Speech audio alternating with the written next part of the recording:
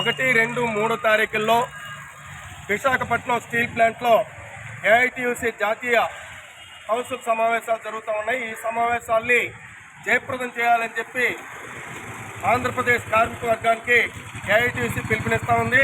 కేంద్రంలో నరేంద్ర మోడీ ప్రభుత్వం అధికారంలోకి వచ్చి 15 ఏళ్ళైంది.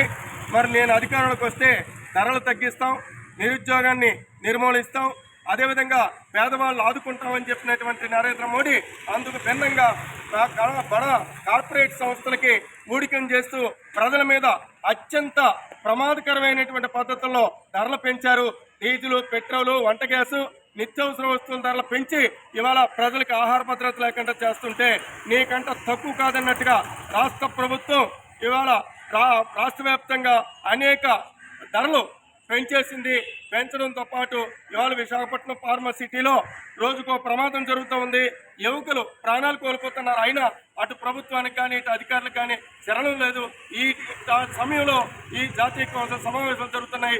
ఈ సమావేశాల్లో కేంద్ర రాష్ట్ర ప్రభుత్వాలు అనుసరిస్తున్నటువంటి కార్మిక, ఉద్యోగ, ప్రజా వ్యతిరేక విధానాలపై చర్చించి రాబోయే 3 ఏళ్ల కాలంలో జరగబోయే ఉద్యమ పోరాటాల కార్యాచరణ జరగబోతూ ఉంది. కాబట్టి ఈ ఏఐటీయూసీ జాతీయ సమావేశాల్ని జయప్రదం చేయాలని చెప్పి కార్మిక వర్గానికి ఏఐటీయూసీ పిలుపునిస్తూ ఉంది.